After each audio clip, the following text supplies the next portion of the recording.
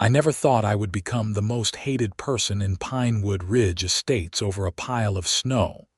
But here I am, standing in front of the county courthouse with my attorney, about to watch 3 HOA board members get arrested for fraud and embezzlement. My name is Ryan Matthews, and I'm a 34-year-old software engineer who made the mistake of buying a house in what I thought was a quiet suburban neighborhood in Wisconsin Rapids, Wisconsin. The house itself was perfect. 4 bedrooms, 3 bathrooms, a decent backyard, and a 2-car garage. What I didn't realize was that the Pinewood Ridge HOA would make my life a living hell over something as simple as winter snow removal. It all started in early January when Wisconsin got hammered with back-to-back blizzards. We're talking 3 feet of snow in the span of a week. I spent hours clearing my driveway, pushing the snow onto my front lawn like I'd done for years at my previous house. The snow was piled neatly along the edges of my property, well within my lot lines, not blocking any sidewalks or streets. I thought I was being a responsible homeowner. That's when I met Patricia Henderson. Patricia was the HOA president, a 52-year-old woman with bleached blonde hair that she wore in that specific haircut that screamed, "I want to speak to your manager." She showed up at my door on a Tuesday morning, clipboard in hand, wearing a puffy white coat that made her look like an aggressive marshmallow. "Excuse me, are you Ryan Matthews?" she asked, her voice already carrying that tone of superiority that made my teeth clench. "That's me." "What can I do for you?" "I'm Patricia Henderson, president of the Pinewood Ridge HOA. I'm here to inform you that you're in violation of Section 7, Paragraph 3 of our community guidelines." I stared at her. "I'm sorry, what?" She pointed at my front yard. "Those snow piles. They're not allowed on the grass. It damages the lawn and creates an unsightly appearance for the neighborhood. It's winter. There's snow everywhere. Where exactly am I supposed to put it?" Patricia's expression hardened. "That's not my problem. The rules clearly state that snow removal must not damage common areas or individual lawns. You need to remove those piles immediately, or you'll face a fine of $50 per day until compliance is achieved." "Are you serious right now? It's going to melt in a few weeks anyway." "The rules are the rules, Mr. Matthews. You have 24 hours to comply." She turned on her heel and marched back to her silver Lexus, leaving me standing in my doorway, absolutely dumbfounded. I spent that evening digging through the HOA documents I'd barely glanced at when I bought the house. Sure enough, buried in page 47 of a 60-page document, there was a clause about snow removal. It was vaguely worded, something about maintaining aesthetic standards and preventing lawn damage. I called my neighbor, Ed, a friendly guy in his 60s who'd lived in Pinewood Ridge for 15 years. "Oh yeah, Patricia's been on a power trip lately," Ed told me. "She tried to fine the Johnsons last year for having their trash cans visible from the street for more than 12 hours. Nobody takes her seriously. So what do I do about the snow? Most people just ignore her. The fines are hard to enforce, and she usually gives up after a few threats." I decided to take Ed's advice and ignore Patricia's warning. That was my first mistake. The next morning, I found a bright orange violation notice taped to my front door. The fine was effective immediately, $50 per day.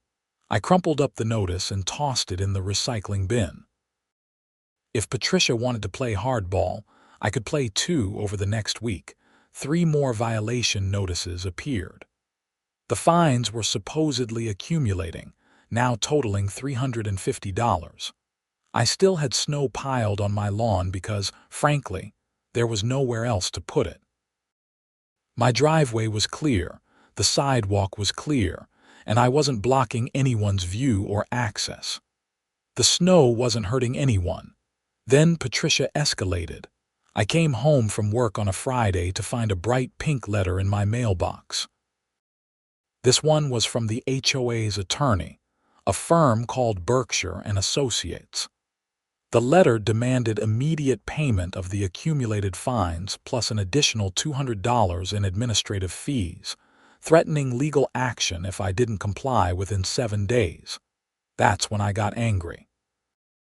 Really angry. I spent that weekend researching HOA laws in Wisconsin, reading through case studies, and downloading every single HOA document related to Pinewood Ridge. What I discovered was fascinating. The snow removal clause that Patricia was citing was actually incredibly vague and had never been enforced in the community's 12-year history. More importantly, there was nothing in the rules that specified where snow could be placed, only where it couldn't be placed on individual lawns during removal. I also discovered something else interesting. The HOA maintained several common areas, including a small playground near the community center and a parking lot used for guest parking and community events. These were considered HOA property, not individual homeowner property. And according to the rules, there was no specific prohibition against placing snow on HOA common property.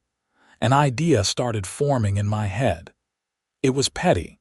It was probably going to make Patricia furious, but it was technically within the rules. Monday morning, I rented a small Bobcat loader from a local equipment rental place. It cost me $200 for the day, but it was worth every penny. I spent 3 hours carefully scooping up every single pile of snow from my lawn and loading it into my pickup truck. Then I drove it over to the HOA parking lot and dumped it in a massive pile right in the center. Trip after trip, I moved snow. My front lawn was completely clear, not a flake remaining. The HOA parking lot, however, now had a mountain of snow approximately 8 feet tall and 20 feet wide. I made sure to leave clear access to the community center and didn't block any fire lanes, but the pile was impressively large and absolutely impossible to ignore. I was loading my final truck full when Patricia's Lexus came screeching into the parking lot. "What do you think you're doing?" She shrieked, practically falling out of her car. "Following the rules," I said calmly, dumping another load onto the pile. The HOA guidelines clearly state that snow piles can't damage individual lawns. This isn't an individual lawn, this is common property. You can't just dump snow here. This is ridiculous. Show me where in the rules it says I can't. I pulled out my phone where I'd bookmarked the relevant sections of the HOA guidelines. Section 7, Paragraph 3 says snow removal must not damage individual lawns. Section 12, Paragraph 1 states that common areas are maintained by the HOA for the benefit of all residents. I'm a resident. I'm benefiting from using this space to store my snow until it melts. Patricia's face was turning an alarming shade of red. "This is vandalism. I'm calling the police." "Go ahead. I'll wait." She did call the police. Officer Mike Thornton showed up about 20 minutes later, looking thoroughly confused about why he'd been called to mediate an HOA dispute. I explained the situation while Patricia ranted about property damage and harassment.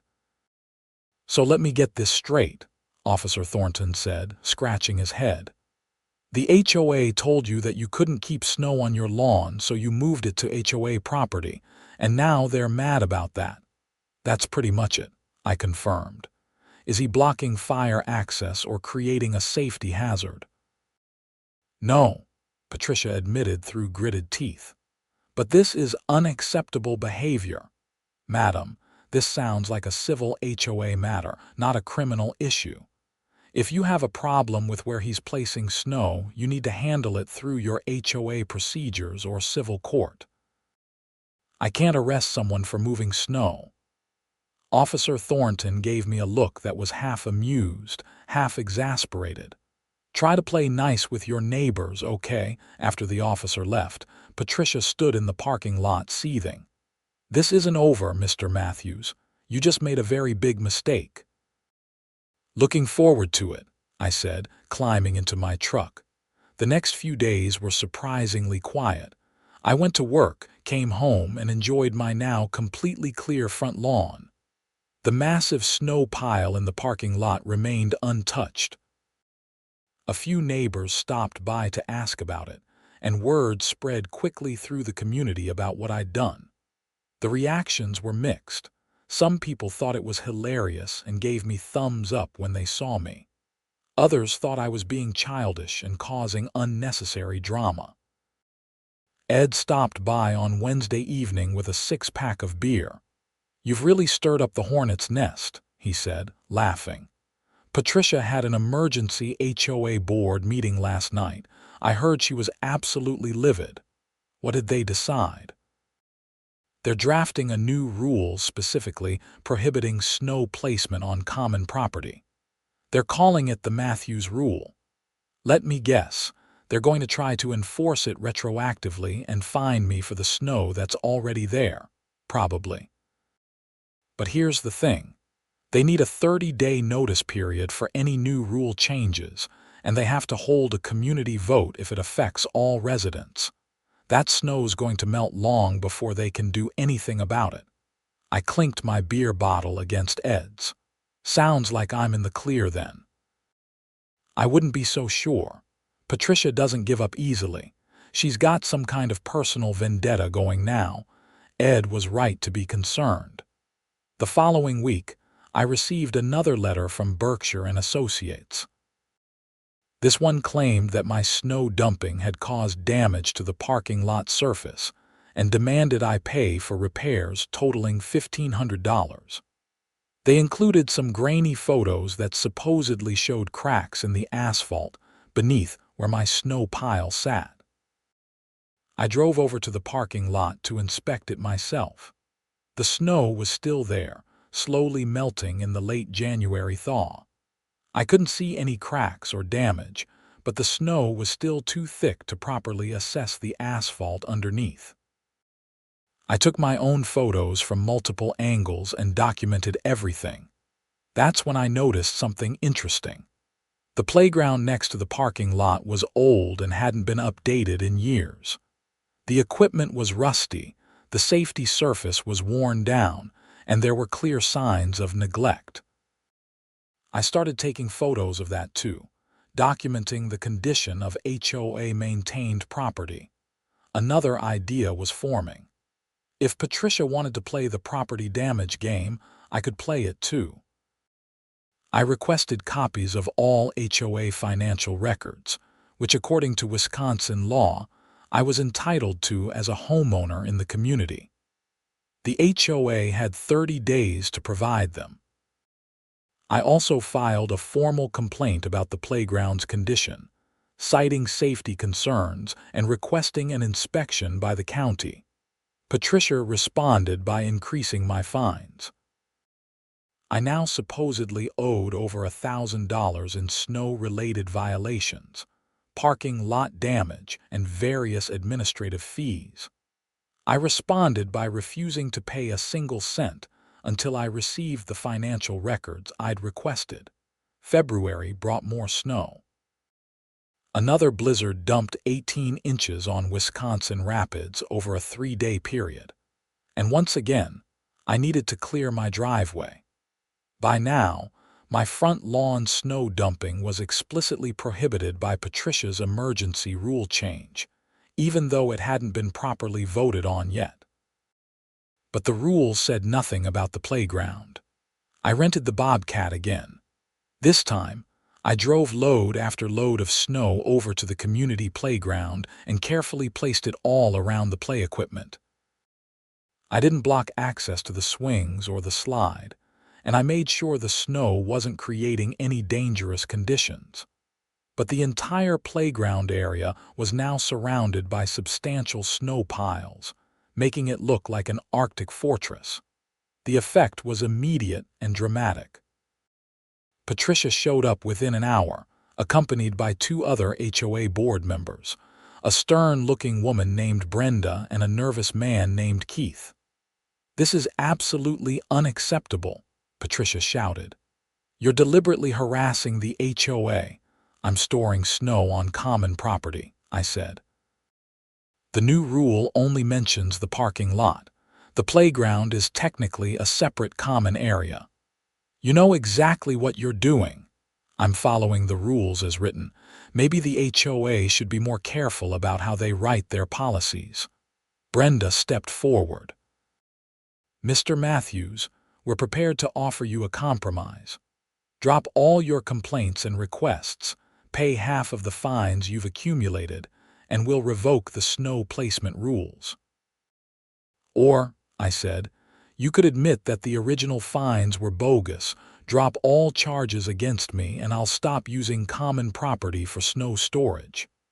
"That's not going to happen," Patricia snapped. "Then I guess we're at an impasse." The three board members huddled together for a whispered conversation. Finally, Keith spoke up. "We're going to pursue legal action. You'll be hearing from our attorney." "Already have been, multiple times. I'm not impressed." They left, and I continued enjoying my snow-free property while the playground became an increasingly popular topic of neighborhood gossip. Kids actually loved the snow piles, using them as hills for sledding and building elaborate snow forts. Parents started bringing their children specifically to play in what had become a winter wonderland. This, predictably, made Patricia even angrier. She posted notices all over the community center declaring the playground closed for the winter due to unsafe conditions created by a rogue homeowner. She even put up caution tape around the perimeter. The next day, the caution tape was torn down by frustrated parents who wanted their kids to have somewhere to play. Meanwhile, my request for financial records came through. What I found in those documents was explosive. The Pinewood Ridge HOA collected approximately $250 per month from each of the 87 homes in the community. That was over $260,000 annually. According to the financial statements, huge chunks of that money were going to administrative expenses, legal fees, and property management services. I dug deeper. The property management company receiving monthly payments was called Henderson Property Solutions. A quick business registry search revealed that Henderson Property Solutions was owned by Patricia Henderson and her husband, Robert. They were paying themselves over $4,000 a month in management fees for a community that required minimal actual management. The legal fees were even more suspicious. Berkshire and Associates was billing the HOA thousands of dollars per month, but most of the line items were vague descriptions like general consultation and document review. I suspected these were inflated charges, possibly kickbacks to Patricia for sending business their way. Then I found the real smoking gun: renovation funds. Over the past 3 years, the HOA had collected a special assessment of $500 per household for playground renovations and parking lot repairs. That was over $130,000. Yet the playground was still in terrible condition, and the parking lot had never been resurfaced. Patricia and her board weren't just being petty tyrants. They were stealing from the community. I made copies of everything and scheduled a meeting with a real estate attorney named Susan Waldman. She reviewed the documents with increasing alarm. "This is pretty clear-cut embezzlement," Susan said. "The HOA board has a fiduciary duty to the homeowners. Funneling community funds to a company they own without disclosure is fraud. The missing renovation funds are even worse. What should I do?" "We need to report this to the authorities. This isn't just an HOA dispute anymore. This is criminal. But first, we should present this to the full community. Wisconsin law allows homeowners to call for a special meeting if they get 20% of residents to sign a petition. If we can get enough homeowners on board, we can remove the current board and force a full audit. I spent the next 2 weeks quietly talking to neighbors. Ed was immediately on board and helped me reach out to other long-time residents who had their own grievances with Patricia's leadership. The Johnsons, the family who'd been fined for their trash cans, joined our cause. So did the Petersons, who'd been hit with violations for having the wrong color mailbox. The Changs had been fined for parking their RV in their driveway for more than 48 hours. Everyone had a story about Patricia's petty tyranny and excessive fines. And when I showed them the financial documents suggesting embezzlement, the mood shifted from frustration to outrage. Within 10 days, I had signatures from 32 households requesting a special community meeting. That was well over the 20% threshold required. Patricia had to honor the request, but she wasn't going to make it easy. She scheduled the meeting for a Tuesday afternoon at 2 o'clock, a time when most people would be at work. I immediately filed a complaint pointing out that HOA bylaws required meetings to be scheduled at reasonable times when most homeowners could attend. She grudgingly rescheduled for a Saturday morning. The day of the meeting, the community center was packed. Nearly every household sent at least one representative. Patricia sat at the front table with Brenda and Keith, looking confident and dismissive. She clearly thought this was going to be another routine meeting where she could steamroll any opposition. She was wrong. I stood up and requested the floor. I'm here to present evidence of financial mismanagement and possible fraud by the current HOA board. The room went silent. Patricia's confident expression faltered. I distributed copies of the financial documents I'd compiled, walking the room through each concerning item. The self-dealing with Henderson Property Solutions, the excessive legal fees, the missing renovation funds. With each revelation, the murmur in the room grew louder. "These are serious accusations," Patricia said, her voice tight. "You have no proof of any wrongdoing. Henderson Property Solutions provides legitimate management services." "Really? What services exactly? Because according to the bylaws, board members are volunteers." "Management duties include coordinating landscaping, maintaining common areas, and organizing community events. The landscaping is contracted to Green Thumb Services.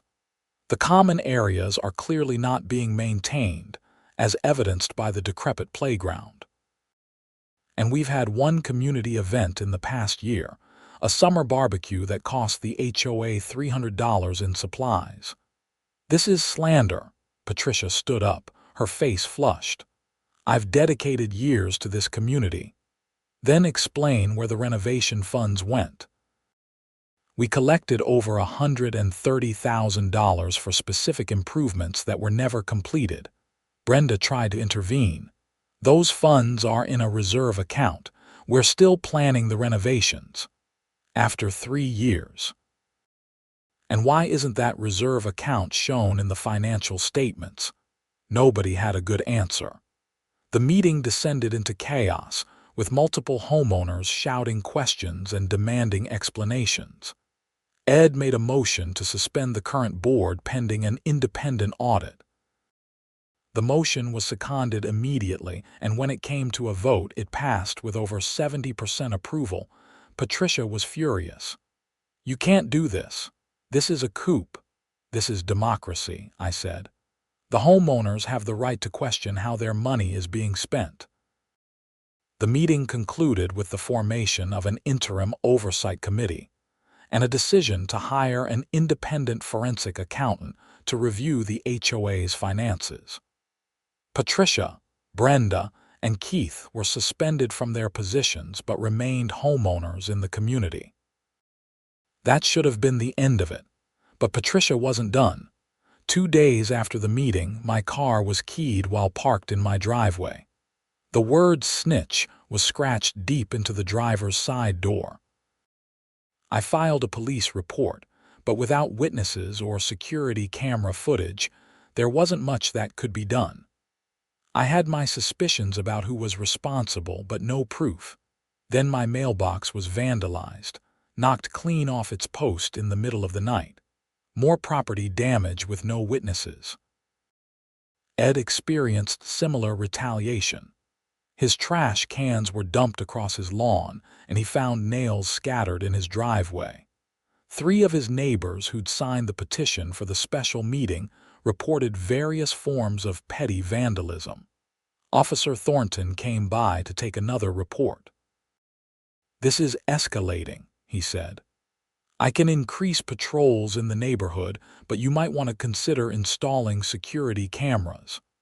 I took his advice and installed a comprehensive camera system around my property: front door, driveway, backyard, and side entrances. Within a week, the cameras paid for themselves. At 2:30 in the morning, my motion sensors alerted me to movement in my driveway. I pulled up the camera feed on my phone and watched Patricia Henderson creeping toward my house carrying a can of spray paint. I immediately called the police and kept recording. Patricia was in the middle of spray painting something on my garage door when Officer Thornton and his partner arrived. She tried to run, but they caught her quickly. The entire incident was captured in crystal-clear high-definition video. She was arrested for criminal vandalism and trespassing. As the officers were putting her in the patrol car, she was screaming about how I'd ruined her life and destroyed the community. The spray paint on my garage door spelled out thief, which was rich considering the embezzlement evidence we'd uncovered. Her arrest made the local news. HOA president arrested for vandalism amid fraud investigation, read the headline in the Wisconsin Rapids Tribune. The story detailed both the vandalism charge and the ongoing investigation into the HOA's finances. The forensic audit results came back 3 weeks later, and they were damning. The accountant found over $170,000 in misappropriated funds. Henderson Property Solutions had been billing for services never rendered. Legal fees from Berkshire and Associates were grossly inflated for the minimal work actually performed. The renovation funds had been transferred to various accounts and couldn't be fully traced, suggesting they'd been pocketed by board members. Brenda and Keith had signed off on many of these transactions, making them complicit in the fraud. The full report was turned over to the Wood County District Attorney's Office. In early April, just as the last of the winter snow was finally melting, formal charges were filed. Patricia Henderson was charged with embezzlement, fraud, and criminal vandalism. Brenda Sullivan faced embezzlement and fraud charges. Keith Morrison was charged with fraud and given the option to cooperate with prosecutors in exchange for a reduced sentence. Keith took the deal. He provided detailed testimony about how Patricia had orchestrated the entire scheme, setting up Henderson Property Solutions and strong-arming him and Brenda into approving payments. He revealed that Patricia had threatened to fine board members who didn't cooperate with her financial schemes, using the same bully tactics she'd employed against homeowners. The case moved through the legal system over the following months. Patricia tried to argue that she'd provided real services to the community and that the payment structure was legitimate. Her attorney attempted to portray me as a disgruntled homeowner with a personal vendetta who'd blown normal business practices out of proportion, but the numbers didn't lie. The forensic accountant's testimony was devastating. Expert witnesses explained how HOA boards are supposed to operate and how Patricia's actions violated every standard of fiduciary responsibility. The prosecution presented evidence of the missing renovation funds, and showed how Patricia had made cash withdrawals from HOA accounts that lined up with major personal purchases, including a boat and a vacation timeshare. My testimony about the snow dispute and Patricia's escalating harassment helped establish her pattern of behavior. Other homeowners testified about excessive fines, threats, and retaliation. The video of Patricia vandalizing my garage was played for the jury, showing her vindictive nature. In August, Patricia Henderson was convicted on all counts. Brenda Sullivan was convicted of embezzlement and fraud. The sentencing hearing was scheduled for September. I attended the hearing with Susan Waldman and several other homeowners from Pinewood Ridge. The judge was a stern woman named Margaret Feldman, who'd clearly read through all the case documents thoroughly. Patricia's attorney made an impassioned plea for leniency, arguing that his client had no prior criminal record and had spent years serving the community. He suggested house arrest and restitution rather than prison time. Judge Feldman was not persuaded. "Mrs. Henderson, you were entrusted with the financial well-being of your community. Instead of serving your neighbors, you stole from them. You used your position of authority to intimidate people and line your own pockets. When Mr. Matthews discovered your scheme, you vandalized his property and attempted to paint him as the villain. Your actions show a profound lack of character and a complete disregard for the trust placed in you." Patricia was sentenced to 4 years in state prison and ordered to pay full restitution of $170,000 plus additional damages. Brenda received 2 years and was ordered to pay $50,000 in restitution. Keith, thanks to his cooperation, received probation and community service. The civil case for recovering the stolen funds was ongoing, but with criminal convictions secured, the HOA's insurance company agreed to cover most of the losses. Henderson Property Solutions was dissolved, and Patricia's assets, including her house in Pinewood Ridge, were seized to help pay restitution. The Pinewood Ridge HOA held new elections in October. The new board was made up of reasonable people who actually wanted to serve the community rather than exploit it. Their first order of business was revising the ridiculous rules that Patricia had implemented, including all the snow removal restrictions. The playground was finally renovated using properly allocated funds and community fundraising. It reopened in November with new equipment, fresh safety surfacing, and a small plaque that read "Dedicated to the families of Pinewood Ridge." There was no mention of Patricia Henderson or the previous board. The parking lot was resurfaced, and I was amused to note that there were no cracks or damage where my snow pile had been. Patricia's claims of property damage had been completely fabricated, just another attempt to bully me into submission. Ed and I became good friends through the whole ordeal. We started a tradition of hosting neighborhood barbecues in the summer, using the community center pavilion. The atmosphere in Pinewood Ridge changed dramatically once Patricia's reign of terror ended. People were friendlier, more willing to help each other, and there was a genuine sense of community that had been missing before.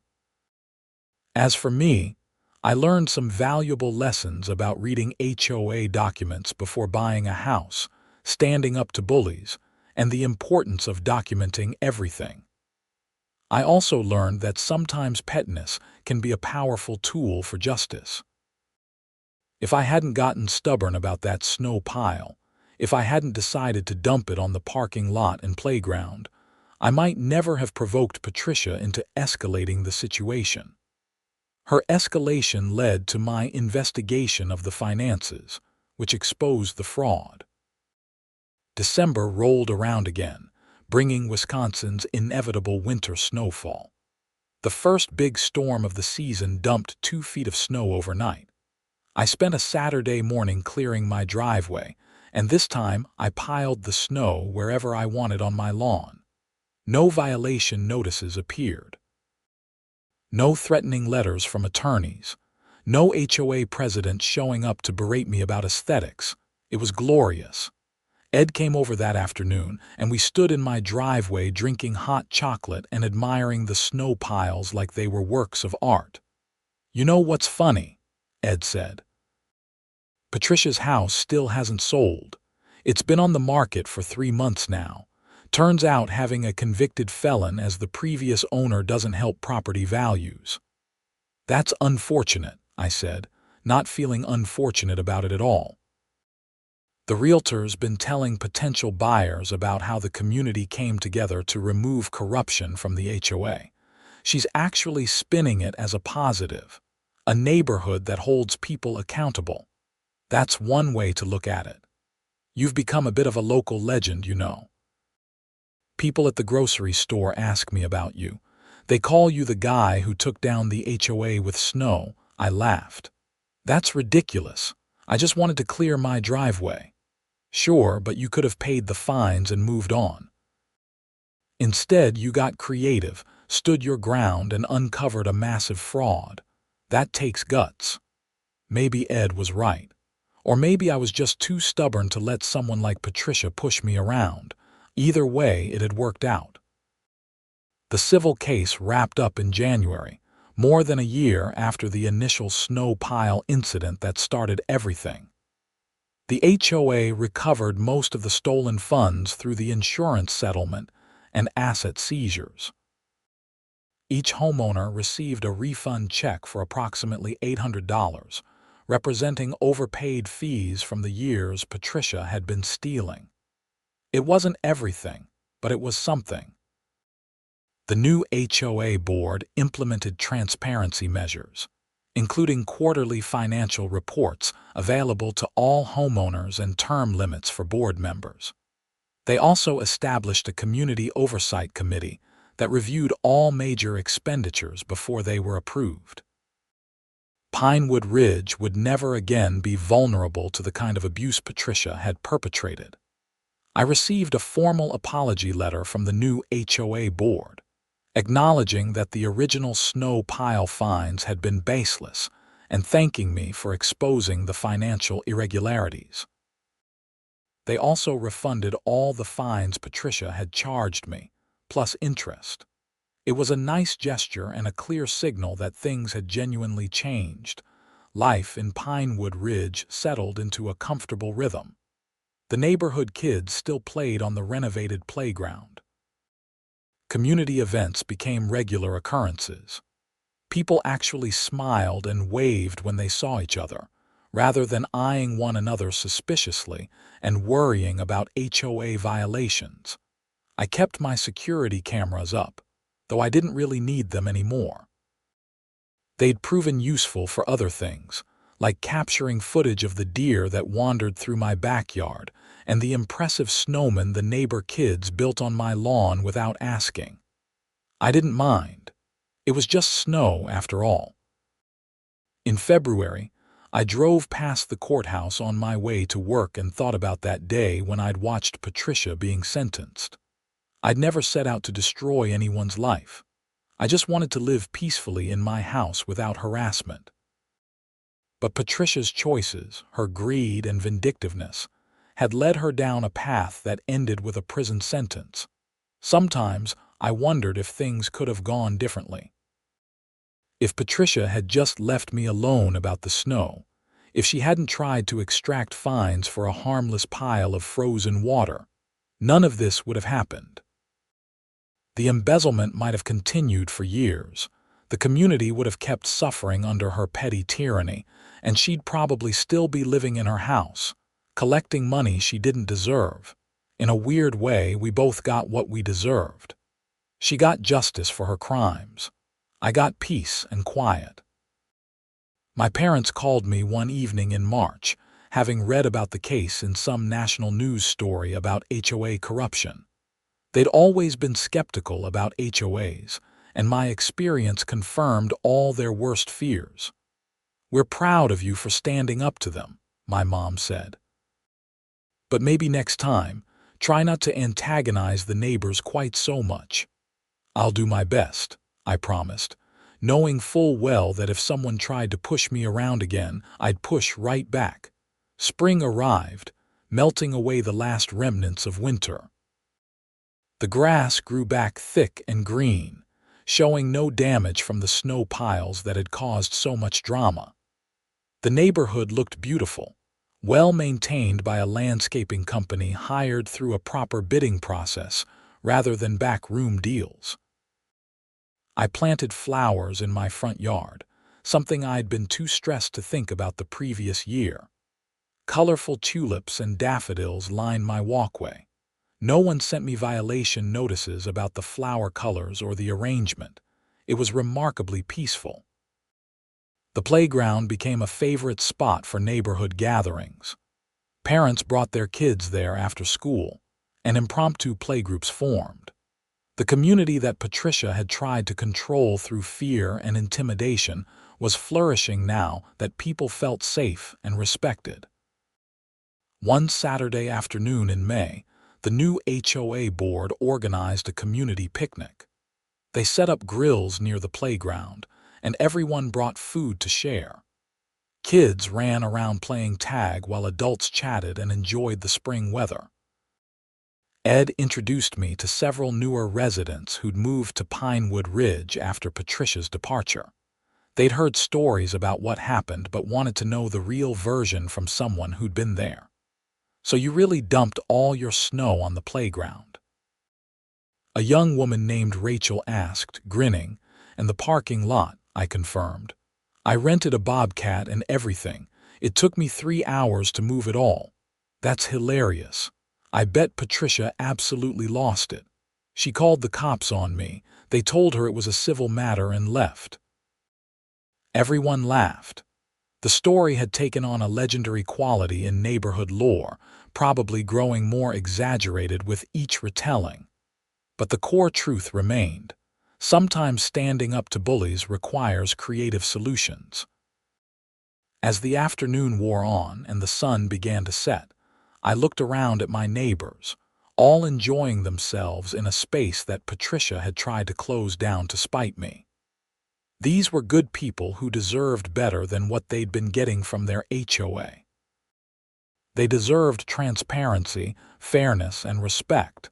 That's what made Patricia's crime so insidious. She hadn't just stolen money. She'd stolen the sense of community, replacing it with fear and resentment. Every violation notice, every petty fine, every threatening letter had eroded trust and neighborliness. Rebuilding that took time and effort, but it was happening. The new board president, a retired teacher named Margaret Collins, clinked her glass to get everyone's attention. "I just want to say a few words. This time last year, our community was going through a difficult period. Thanks to some brave homeowners who refused to accept the status quo, we uncovered serious problems and addressed them. Today, we're stronger because we stood together. I'm proud to be part of Pinewood Ridge, and I'm grateful to everyone who helped us get here." People applauded. A few folks glanced at me, and I gave a modest nod. I didn't need to be the center of attention. The real reward was living in a neighborhood that functioned properly, where the HOA served the residents instead of exploiting them. As the picnic wound down and people started heading home, Ed walked with me back toward our houses. "You ever regret buying here?" he asked. "Sometimes," I admitted. "That first year was rough. But now, no, I like it here. Good neighbors, nice house, reasonable HOA. Can't ask for much more than that. Patricia's getting out in about 3 years, assuming good behavior. You think she'll come back? Doubt it. Her house will be sold by then to pay restitution. She's got no reason to return. Besides, I think facing all the people she stole from would be pretty uncomfortable." True. Still, I hope she learned something from all this. I hoped so too, though I wasn't optimistic. People like Patricia rarely changed. They just found new victims in new places. But that wasn't my problem anymore. My problem had been solved when she was convicted and removed from power. Summer arrived with warm temperatures and long sunny days. I spent weekends maintaining my yard, working on projects around the house, and generally enjoying homeownership without the constant stress of HOA harassment. It was remarkably pleasant. The neighborhood kids had claimed my snow dumping as legend status. They'd ask me to tell the story about the time I built a mountain in the playground, even though it hadn't been quite that dramatic. I'd oblige, making it entertaining without embellishing too much. The kids thought I was cool, which was a nice change from being seen as the neighborhood troublemaker. In July, I got an unexpected visitor. Keith Morrison, the former board member who'd cooperated with prosecutors, knocked on my door looking nervous and apologetic. "I wanted to say I'm sorry," he said, "for everything. I should have stood up to Patricia years ago, but I was afraid. She could be really intimidating and I didn't want to deal with the hassle, but that's not an excuse. I let her steal from people and I helped cover it up." I appreciated the apology. "You did the right thing in the end, cooperating with the investigation. That helped put things right." I still feel terrible about it. I'm moving out of Pinewood Ridge next month. Fresh start somewhere else, but I wanted to clear the air before I left. "I understand. Good luck with the fresh start." After Keith left, I thought about the different ways people respond to pressure and temptation. Patricia had seen an opportunity to enrich herself and taken it without apparent guilt. Brenda had gone along with it out of greed or loyalty. Keith had been weak and scared, participating in something he knew was wrong. And I had decided that paying unjust fines wasn't acceptable, leading me down a path of discovery and confrontation. We all made choices. Those choices had consequences.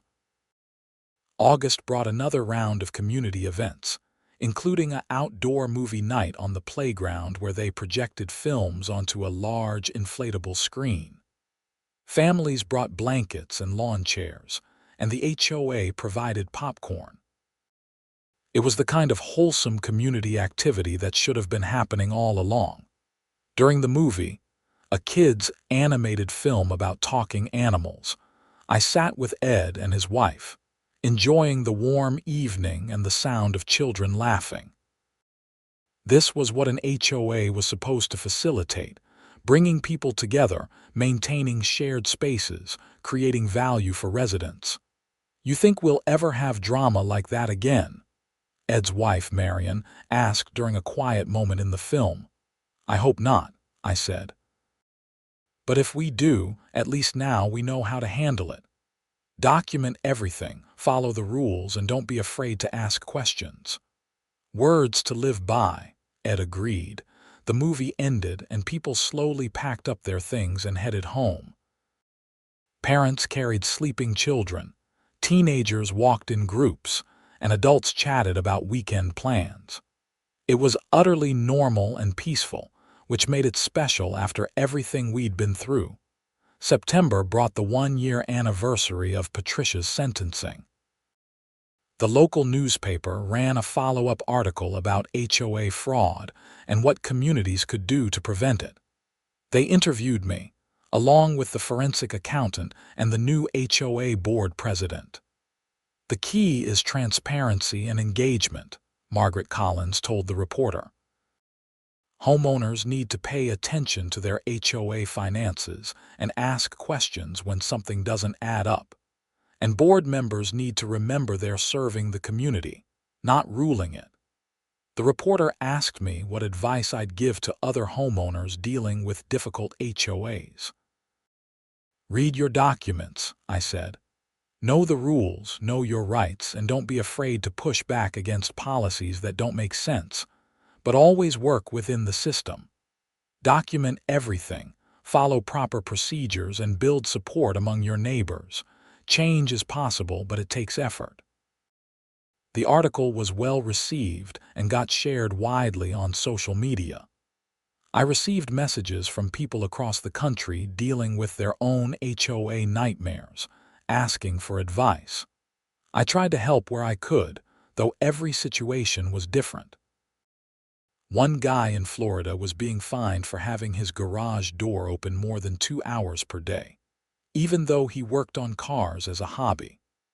A woman in Arizona was fighting her HOA over solar panels they claimed violated aesthetic guidelines. A couple in Texas had been threatened with foreclosure over unpaid fines for parking an RV in their driveway. The stories were all variations on the same theme: petty tyrants wielding outsized power over people's homes and lives. Sometimes the HOAs backed down when challenged. Other times, homeowners had to lawyer up and fight. A few cases uncovered fraud similar to what we'd found in Pinewood Ridge. I realized that Patricia Henderson wasn't unique. She was just one example of a widespread problem with HOA governance in America. When you give people power without adequate oversight, some will abuse it. The solution was better laws, more transparency, and homeowners willing to hold their boards accountable. October brought elections for several HOA board positions. There was healthy competition, with multiple candidates for each seat. Everyone who ran emphasized transparency and community service. The winners were people who genuinely cared about Pinewood Ridge and wanted to contribute positively. The old days of Patricia running unopposed and consolidating power were over.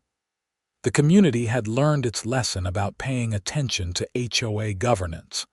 November marked 2 years since my initial conflict with Patricia over the snow piles. The timing was perfect because another blizzard hit Wisconsin Rapids, dumping 18 inches overnight. I woke up to a winter wonderland and spent the morning clearing my driveway. I piled the snow on my lawn, just like I'd done 2 years earlier. But this time, there was no anxiety, no waiting for a violation notice, no conflict. It was just snow removal, a routine part of winter life, the way it should be. Ed came over with his snowblower and helped me finish the job. We cleared both our driveways and sidewalks, then helped the elderly widow who lived next door with hers. It was neighborly cooperation, the kind of thing that HOAs should encourage rather than punish. "You know what I don't miss?" Ed said as we wrapped up. "Those stupid violation notices." Patricia used to send them for everything. One year she tried to fine me because my snow shovel was visible from the street. "Your snow shovel?" "Yeah, I left it leaning against my garage door. Apparently, that violated the aesthetic standards." I told her where she could stick her aesthetic standards. We both laughed. Those days were behind us now, relegated to stories we'd tell at neighborhood gatherings. The bad old days when the HOA was run by a tyrant instead of reasonable people who actually cared about the community. December arrived, bringing holiday decorations and seasonal cheer. The new HOA board organized a decoration contest with categories for different styles: traditional, whimsical, and elegant. There were no rules about specific colors or placement restrictions, just encouragement to participate and have fun. I put up lights on my house. Nothing too elaborate, just some white icicle lights along the roofline and a lit wreath on the door. Several neighbors went all out with inflatable characters, synchronized music displays, and elaborate nativity scenes. The neighborhood looked festive and welcoming. On Christmas Eve, the community center hosted a cookie exchange and caroling event. Families brought homemade cookies to share, and we sang carols around the decorated playground before heading home for private celebrations. It was the kind of tradition that builds lasting communities. As I walked back to my house that evening, looking at the decorated homes and feeling the sense of goodwill and neighborliness, I reflected on the journey that had brought us here. It had started with something so simple: A pile of snow on my lawn. Patricia's overreaction and my stubborn refusal to back down had set off a chain of events that exposed corruption, led to criminal convictions, and ultimately transformed our entire community for the better. Sometimes big changes come from small acts of resistance. Sometimes standing up to a bully over something minor reveals larger problems that need addressing. And sometimes, dumping snow on an HOA playground is exactly the right thing to do. The new year arrived with hope and optimism. Pinewood Ridge had weathered its storm and come out stronger. The community was thriving, the HOA was functioning properly, and life was peaceful. Patricia Henderson was serving her sentence, and the damage she'd caused was being repaired bit by bit. I settled into my house, now truly feeling like home after the turbulent early years. My snow-free lawn looked pristine, my driveway was clear, and there wasn't an orange violation notice in sight. The community center playground echoed with children's laughter, the parking lot was properly maintained, and neighbors actually liked each other.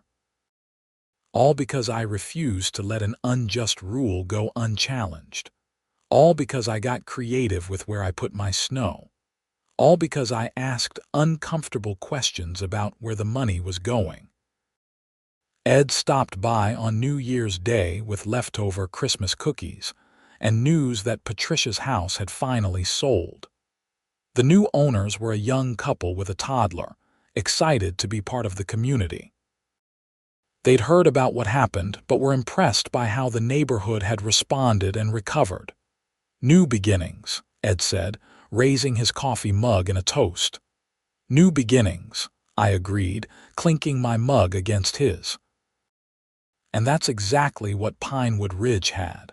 A new beginning, built on the ruins of Patricia's corrupt regime.